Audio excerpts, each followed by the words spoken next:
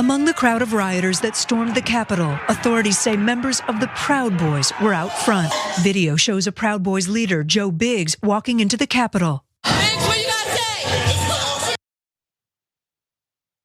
I hope Joe Biggs is in a cell, but let's go ahead and talk about some people who are probably on their way to one. Well, the new intel, it's rolling in, and it's coming courtesy of a former lieutenant for the Proud Boys extremist group. And he happened to deliver 2 days of testimony before a jury in DC federal court. The dude's name is Jeremy Bertino. Here's a picture of him right there. As you can tell, he's a winner. Well, he was the sole Proud Boy to accept a guilty plea to seditious conspiracy. And so this per CNN, Jeremy Bertino testified as part of a cooperation deal that he struck with the prosecutors against Chairman Enrique Tarrio and 4 other members of the Proud Boys charged with conspiring to stop the certification of the 2020 presidential election. But as we know, Bertino was not at the insurrection on January 6th. He wasn't in Washington. He was home sitting on his couch like a couch commando in North Carolina because he was recovering from a stab wound that he suffered at an earlier Trump rally. Yeah, it sounds like he has a lot of free time.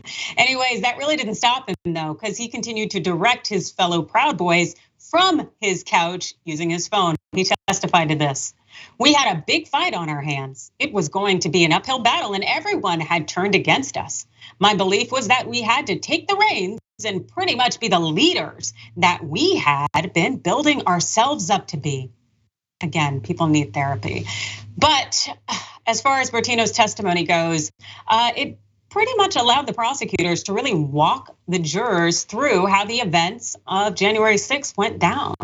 But the thing is Bertino testified that there was not a premeditated or specific plan to storm the Capitol, which is interesting, and it could impact, the prosecution's case, since you generally need to conspire to something. Well, in fact, Bertino described it like this. Getting the Proud Boys to communicate and work together was like herding cats. The Proud Boys had several group messages from the days before the riot where members mentioned descending on the Capitol building. Members of the Proud Boys, who saw themselves as the foot soldiers of the right, began to believe the country was headed toward an all-out revolution, Bertino testified. I felt it coming, he said. Members also were inspired by then President Donald Trump's reference to their organization in a 2020 presidential debate where he told the group to stand back and stand by. And of course, just as quickly as Trump riled them up, he was quick to abandon them because that's what he does. If it doesn't serve in his interests, he's not here for it. As you can see from this MSNBC headline noting that no, Donald Trump won't be the Proud Boys star witness.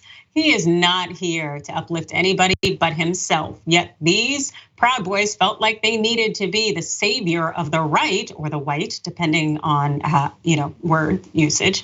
But the reality is that they engaged in some criming last I checked. Whether it's seditious conspiracy, we will see. But Bertino seemed to be more than willing to go ahead and share all of his knowledge to save himself. Malaika, does that shock you?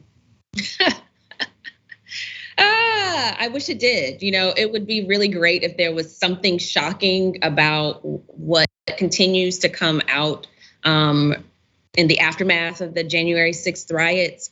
It's also not shocking because we saw a lot of these messages spread on social media, spread quite publicly in multiple channels. I was on Parler and they were straight up calling, we don't know what groups they're affiliated with, but a number of these right-wing groups were straight up calling for a revolution. And my question is, what exactly are you changing? A revolution normally changes the guard, but you already had Donald Trump in office. You already have a number of the right wing in office. So if you're talking about overturning from the Democratic presidency, do you have any goals? Are there any specific ideals? What exactly is it? And so for the life of me, what I think I've had a struggle with is understanding what exactly the Proud Boys want. If they're trying to get at, these disaffected men, in what way will a Trump presidency do that when he was in office for all the years that you were complaining? So it just all of it baffles me, honestly.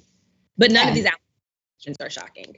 Yeah, and it's incredibly baffling. It's like these individuals had way too much time on their hands. And also they had been indoctrinated in terms of a hate and this thought of superiority, like they needed to control people. And I'm sure their agenda truly was to dominate marginalized people and to ensure women were subordinate in some way. And that's what they were looking to get back to, that true, 1780, 1800 style, kind of lifestyle in some way. And I don't know how they thought that would benefit the United States at all, as opposed to letting it operate to the democracy that it says it is. It really shows you that these people, they have this theory in their mind where they are playing G.I. Joe, but they're not down for things when they get intense and they get real.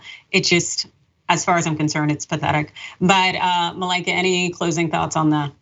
I just hope we have on record where they're acknowledging that this was apparently not BLM or Antifa behind any of this. So I'm glad we've got some court records to put that on the record books.